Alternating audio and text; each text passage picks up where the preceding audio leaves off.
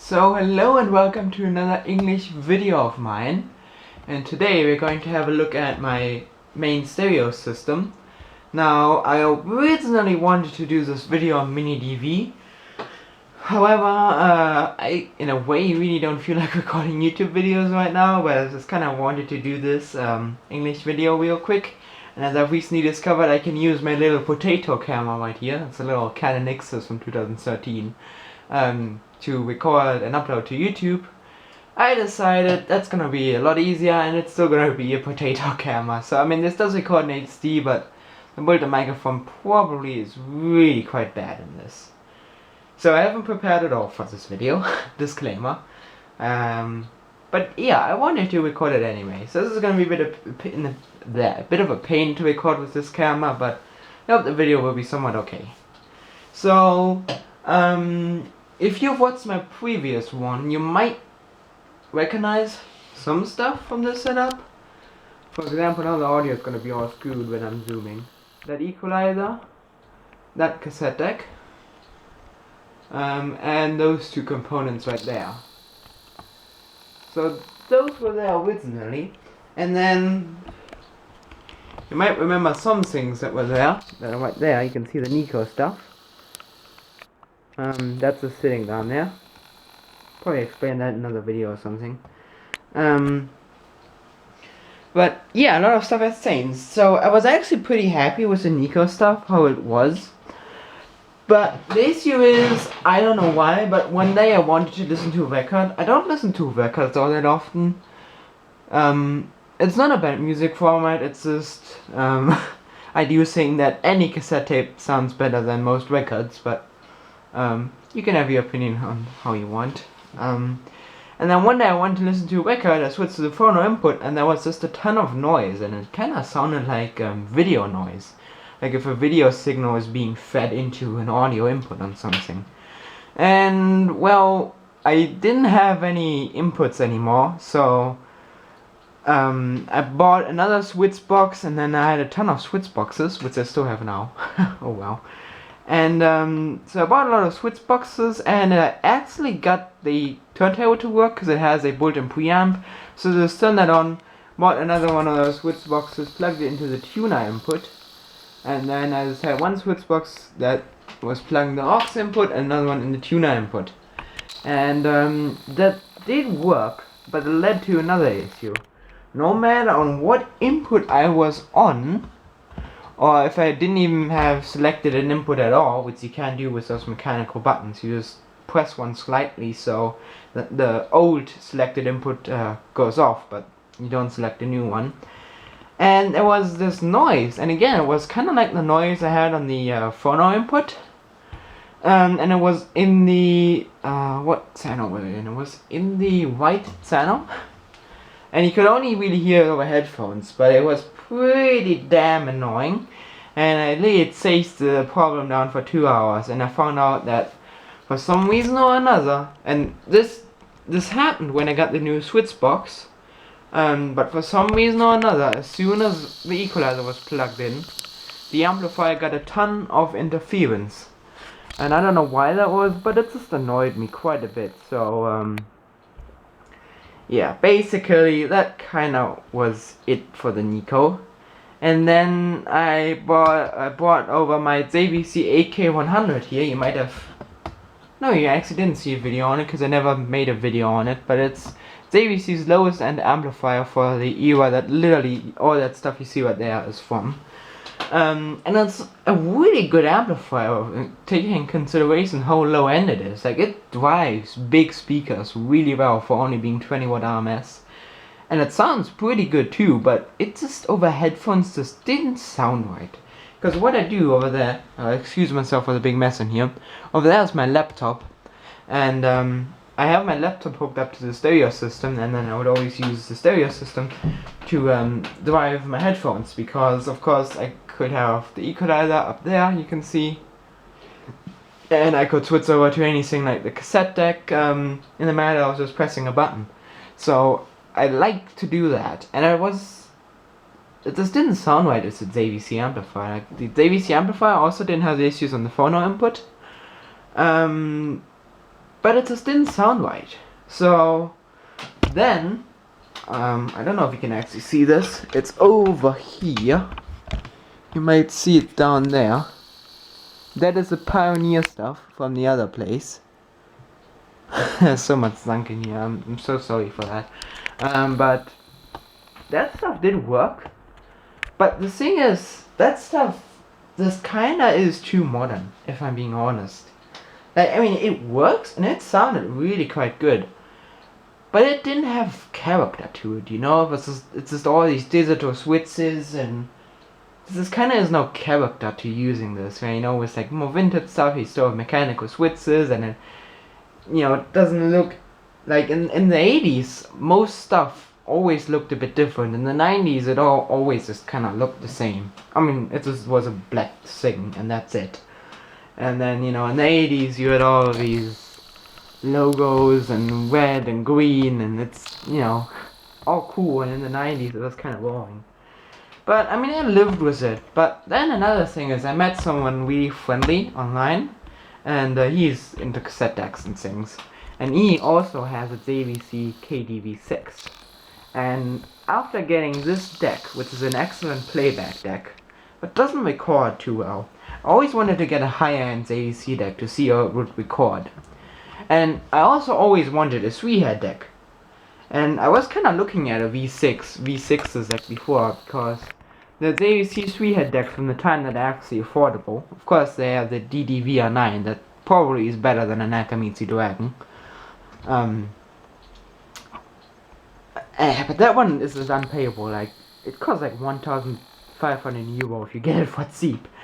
And so I always kind of looked at the V6, but I never like was like, okay, you're gonna buy it now. But I talked with the guy a lot about it, and kind of he was like the final nail in the coffin. I was like, okay, you're just gonna get one of these now. You wanted one like for half a year and you never bought it, and now you just have to get one. And I saw this one on the internet, and it came bundled together with this receiver right here. And this receiver kinda would have been, you know, my solution to the problem. It's a really nice 80s receiver with a ton of inputs and outputs. And from what I've heard, these JVC Dynamic Super A's sound really awesome. And yeah, so I went and bought these two. So that is my first 3-head cassette deck and this really nice receiver. And that's how I ended up with this setup right here.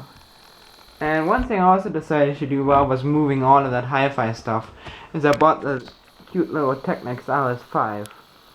You can see down there. I brought that over here into this main setup before it used to be over there where the VCR is. So that's all in there now, and I'm gonna do a probably insanely long video of rambling about this. I'm hoping my camera battery is gonna last, because it's a cheap replacement and it doesn't last too long. But without any further ado, let's power this stuff up. This already is powered up. I'll explain that later. I'm just gonna demonstrate first, and then I'm gonna ramble on more about how I wired things up. So let's press all of those beautiful power buttons we have here. Wow, look at that. There's another one. That was me. Wow. So now it's all fired up. And you can see on the receiver already, we got something cool. I'm gonna do a video about each of these components. But that right there is a backlit LCD screen. I think it's called a negative LCD or something. JVC love to use these screens on their receivers. Technology Connects did a video about a much more modern one that had a screen like this. And this screen is absolutely amazing, because it kind of looks a little bit like a VFD, but yet it still has those issues with, you know, limited lifetime and other things. So yeah. So I'm gonna demonstrate the FM radio real quick, just demonstrate all the features. So for that we go to preset number 1. Actually, this equalizer is set up kind of weird. I just noticed that. Why is it set up this way? So I'm just gonna fix that real quick, because it sounded all weird today. So we got FM, you know. Tagewoche meine Wohnung auf Vordermann zu bringen. Gleich wird erstmal beim maximal laut ins Tor. Brand 48. Teil die ersten. So it works. It doesn't get the greatest reception, but it sounds really good, this tuner. So I'm gonna put you a bit over here because we're focusing on this part the most. So let's just do a quick overview. There are the buttons, and tape monitor is the new cassette deck. Video 1 DAD, that is purely the CD player right there. My Philips that has a bad lasers quite weak in there. And then video 2 aux is my host Wits boxes. Well, the lower one, that is the aux one. And then VTR, that is where the equalizer is hooked into. So I'm now gonna demonstrate my new toy. This is its AVC KDV6, my first VHead cassette deck, and I'm just insanely happy with this thing. It's really awesome. That is a real VFD. It looks absolutely nice. So I'm gonna turn on tape monitor. I'm gonna zoom out again. Tape monitor, and I'm gonna pop this in here. Now this isn't really gonna do too much of a justice how well this system sounds, because again, potato camera, so the microphone isn't that great, but let's give it a try. I'm hoping that you can at least somewhat hear it. So, hey, it's working. Yeah. This is the one annoying thing. This slider control is really kind of finicky and small.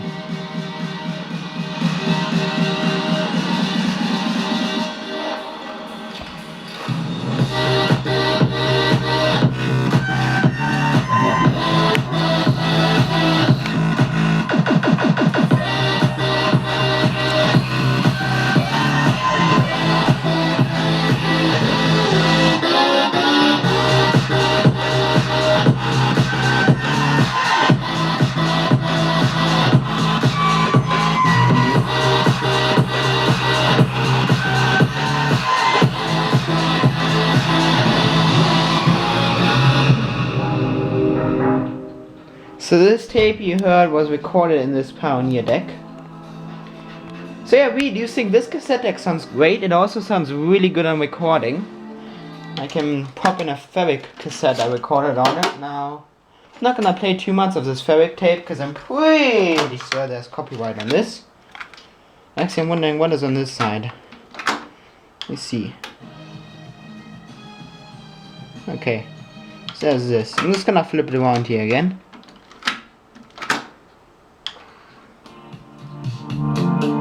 So it recorded this right here, but not gonna play too much of that because I think it does have copyright on it.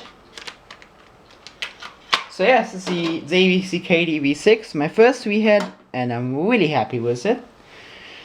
So now we get down to this old classic deck. This is the AVC KDW110. This is another deck I bought because of someone else on the internet, and I'm also really happy with it. Again, the recording isn't the best, but the playback, I will have to say, this is my best playback deck.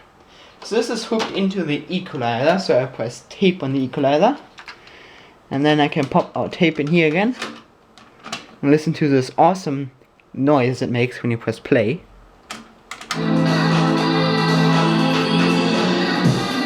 I'm gonna play this a little bit for you.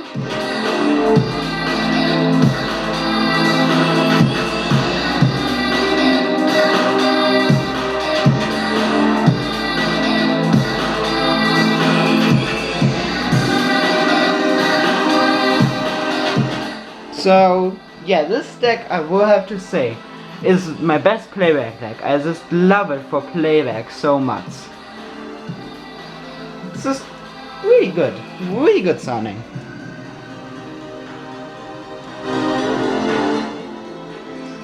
Yeah, and this deck I actually soon, probably in like a month, will have since a year. So that's really cool, and it has been a daily driver basically ever since I got it, and I cannot complain for playback. Like I said, recording on ferric tapes is kinda on chrome tapes it's acceptable, and on metal tape, this is actually really awesome recorder on metal tape, but of course, metal tape, you know, it isn't that thing you see every day. So yeah. And then we'll go on here to the Technics. Now this is also familiar. I've now put it in this setup, And this is on the aux, so I put the receiver to video to aux. Then on my switch box over here, it's input number 1. So, I gotta turn the tape monitor off. This setup is kind of complicated, a bit more complicated than I like to. There's the cassette. Pop that in there and press play. Let's see if this worked. No, it didn't, because I still have to press this button here.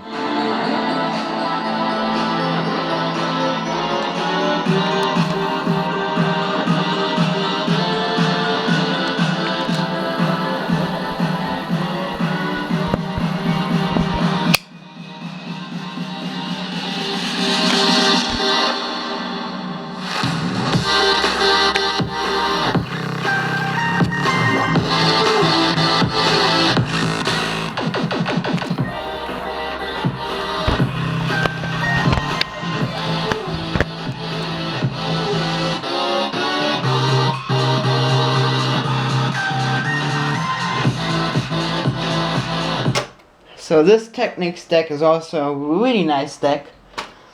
It's not the best playback deck with Dolby turned on. I mean, on a good recorded tape, it doesn't really matter. But if you put in a not so well recorded tape that has Dolby and you turn Dolby on, it just sounds pretty bad, unfortunately. But it's an awesome recording deck. So if you just want to have a cassette deck that works and that records good and plays good too, then the Technics RS5, in my opinion, is a really good deck. So I got mine for €20 in a thrift store in the Netherlands, and those seem to sell for €50 on the internet, which is a little bit much, but because you can get one of these for €50, and this will be much better, even though it does have a very clunky mechanism in there. So this is the next deck. This is a Pioneer CTS 430S. This one is a matching deck to the Pioneer system, and I recently decided to bring it over to this place as well, because this, up until I got that one, a week later, it was my best recorder. And I would actually say it still is my best recorder for ferric cassettes, but for chrome and metal, the V6 clearly wins. Because this one does have Dolby S and a tape tuning feed, so there's both things this one is lacking, and headroom extension. So this is of course going to sound the best, because this tape was recorded on this deck. But this is input number 2 on the input switcher, so let's give that a try. Let's turn this a tiny bit down again. Yeah, it sounds the best.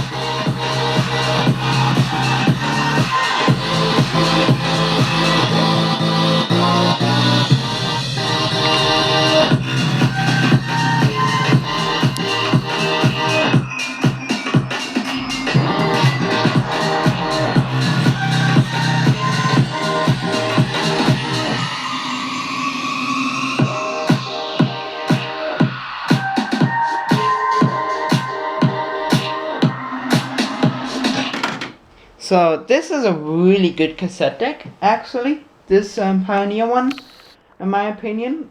The only issue is the mechanism in there is very, very clunky. Like, I'm just gonna fast forward here.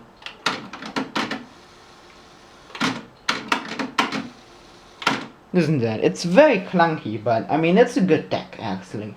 And these you can get for really cheap because they're from the 90s, and a lot of people don't care about stuff from the 90s anymore. So this is a really quite decent deck in my opinion. And then those were all the cassette decks. So now I'm gonna start the CD player. But first I'm gonna drink something because it's very important to stay hydrated. Okay, there we go. Again, I really wasn't gonna record anything today, but I just kinda wanted to get this done. So let me see if I can get a CD here. So here's a CD. This isn't going to be the best demonstration of how good this CD player sounds, because this is coming from a ferric cassette recorded in a KDW-110. So yeah, treble is just kind of non-existent, but oh well. I'm going to do magic here. I have magic, so I can, if I find the button, do magic. So this is digital audio disc on the amplifier. And let's press play. Again, that's not going to sound the best, but you can see it work. Oh, I didn't even see the CD player. Well, there it is. It's a really good sounding CD player actually, as these Philips generally are, but it's a Philips, so it's just unreliable as heck. It needed a new gear for the CD tray, and now it has a weak laser. It's I don't like Philips. I like Philips light bulbs and some other Philips things, but Philips Hi-Fi, man, it's just awful. But it sounds good, it's just otherwise awful. Better than Sony though.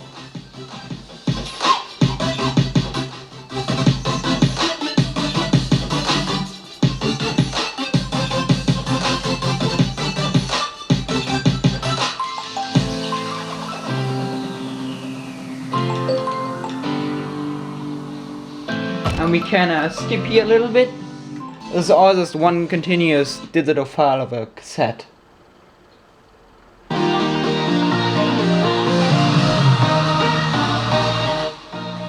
So it's a really good CD player actually. It's a Philips, so it's just unreliable as heck and keeps breaking all the time. So yeah, but it works. I like it. I mean, it works, you know. You stick a CD and it will play it, but the laser sounds like it's about to explode, and at the end of a CD you can't really do track skipping too well anymore. And then here we have the turntable. This is what a lot of people say is the weak spot of my stereo. I would probably call the weak spot that, and not this turntable. But oh well. This is a dual turntable. Now, dual, I'm gonna put the tripod up here a bit. Of course isn't dual anymore. This is some Chinese thing that someone paid someone else to stick the dual name on there. But it does work for all I'm concerned. I mean, like I said, I have people telling me that this is a junk turntable before. And that's the weak spot of my stereo. I definitely cannot agree. If you have a weak spot complaint, then it should be those car speakers I'm using. This is an excellent turntable for all I'm concerned. I don't listen to records that much, so I actually have to see here which record I'm gonna use. This is a modern record player, if I haven't said that already. You can buy this on Amazon, and I did, although I bought the refurbished one, which you can see. I mean, I don't know if you can see it on the potato camera, but the top is relatively scratched up. That's the only issue with it. I don't know what I want to use for a record. So this one isn't going to be a really good demonstration because this record is really worn out, but at least you're going to hear it. But it isn't going to be a good demonstration because this record is pretty worn out. So this is a fully automatic turntable, which I like. So let's put this to phono. Yeah, it works. So let's press start. Now the phono preamp in this receiver, actually, holy heck, I had that in the wrong position, but it's fully automatic. Now the phono preamp in this receiver doesn't sound the greatest, but I mean the song plays. Yeah, oh, I don't want to scrape up my record. Give you a tiny bit of a listen.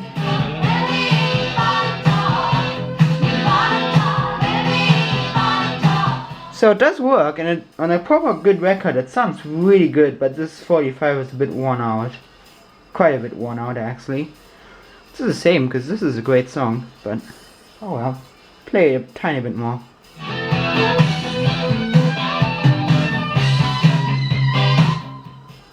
So yeah, it does work. It is fully automatic, which I like. Just pop it on there, press play, and you're done. Yeah, and then we are more or less done with all the components in here. Again, we do have the Kenwood equalizer over there. So the only thing that's still left to demonstrate is the input for my PC. So that's what we're playing, and then we can put this to video 2 aux. Video 2 aux, and I actually accidentally turned the equalizer off. So this bottom switch box is the one we need. Now I'll explain how this is all hooked up shortly.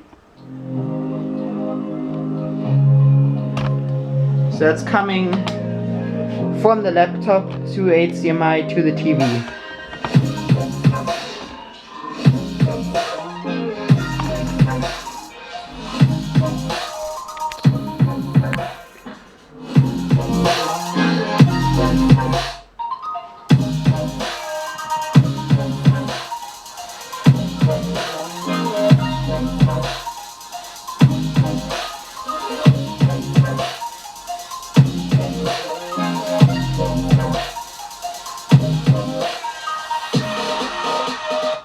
yeah, that's that, and it's running through my TV's digital to analog converter, if anyone is wondering. So yeah, now I am gonna sit down again because I'm just gonna explain how this is all hooked up. And because this system literally uses a ton of electricity when not in use, when everything is turned on, I mean, I'm just gonna turn it off. So now comes more rambling around. So how I have this hooked up is the FM is just hooked up to my antenna. AM, well, we don't have AM, so there's no antenna hooked up. And phono is just a direct connection from that to there.